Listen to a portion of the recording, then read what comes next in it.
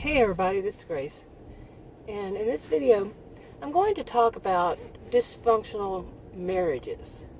Okay, now I'm going to say this up front that not all marriages are dysfunctional, and in this is going to include someone who is the homemaker and the other person is not. The other person is rather narcissistic.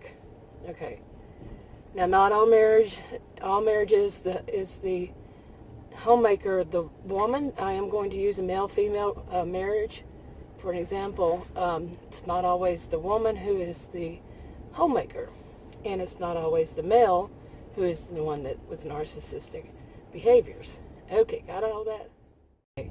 And I had made a video like this about a year or maybe more ago, and I just didn't ever make it public because I kind of felt that some people would take it wrong no matter what kind of, disclaimer I put up there. And also you can read the disclaimer below this video on YouTube. But a disclaimer about this is not all, marriages. Not all marriages where the person is, there's a homemaker. Okay. So I never made it public, but I'm going to try again. Hopefully people will hear that part. Okay, and also this is going to involve children or discussing starting a family. Okay, not all of them with children. Again, one size doesn't fit all in any of this. But what I had noticed over the years is that I don't have any statistics to back it up. I might try to look for some. But what I had noticed is that marriages where there is a homemaker often has this situation, a homemaker that they're either planning on having a child, starting a family, not just one job, but starting a family, or they already have children, and the woman is the homemaker, the man is the, some would say breadwinner, ooh, that's shaky, but, and he's narcissistic. This is kind of a pattern I have seen, that he's very controlling. And in those relationships, what you might hear is that it starts off that they were planning this, we're going to have, a family, so maybe one of us needs to, be the homemaker. We don't want our children growing up without one parent at home. All these kinds of reasonings come up, and before then, the person might, the wife might not realize that the husband is narcissistic. And the husband, it really isn't thinking much about the family or the potential family. He's really more thinking about that he has his, I think they call him, what do they call him these days? I don't want to use the word slave. Okay, slave is there's people who went through slavery, but some might say narcissistic slave, or there's another, somebody had said one time narcissistic parrot, like a bird. I don't know. But you get the gist. But they want that. They want that person who's going to do everything for them. So, my voice is going out. Everything for them so they can, make more money. So they can advance in their career. So it's all about them still. It might not, that's not what they're saying.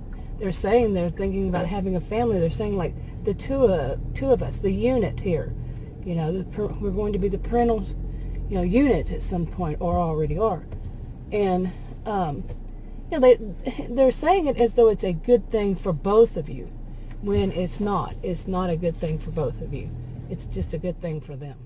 And I think many people have heard something like I don't know, I don't want to say stereotype, but a relationship, a marriage where the woman gets into, they get into their 40s or maybe 50s, and the children are all out of the house.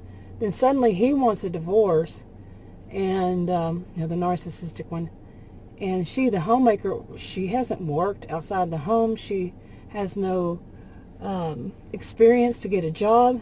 Yeah, and she winds up poor, and he goes off, has his midlife crisis, and marries a younger woman. Yeah.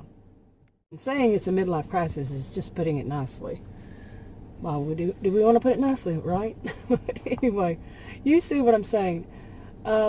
This whole situation it's not good for, of course, the woman, and not even for the children, because what the children see is what? A domineering control freak of a father who's the wife, at some point, that's what I'm saying, eventually this goes this way, that his true colors come out, and the wife is, he's got her under his thumb, like even socioeconomic abuse and all these different types of abuse.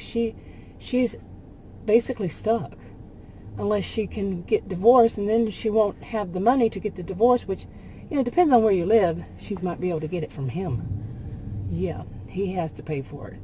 But you see what I'm saying? It just wraps up, becomes more and more difficult for her as time goes by.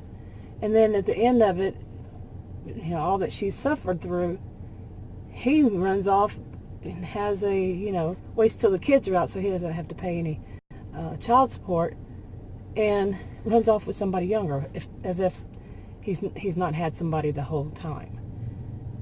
Yeah. There's a diesel behind me that started its motor. Now it's loud. So I guess I should go ahead and wrap this video up. So if you want to subscribe to this channel, and actually that's not a diesel, it was a truck. But if you want to subscribe to this channel and you haven't already, click the circle. If you want to watch another video on this channel, click one of the rectangles. Like, subscribe, comment, and share on your own social media if you would. And if you have any comments on this, I'm going to do more videos on this. I've already done, I've already made public 3. I have 4 ready to, number 4 ready to go up. And I don't know which order I'll put this in, but this would be number 5. But I'm planning on doing more. On dysfunctional families, dysfunctional marriages, dysfunctional whatever, co-workers, relationships of any type. So anyway, I'll go ahead and wrap it up. Bye.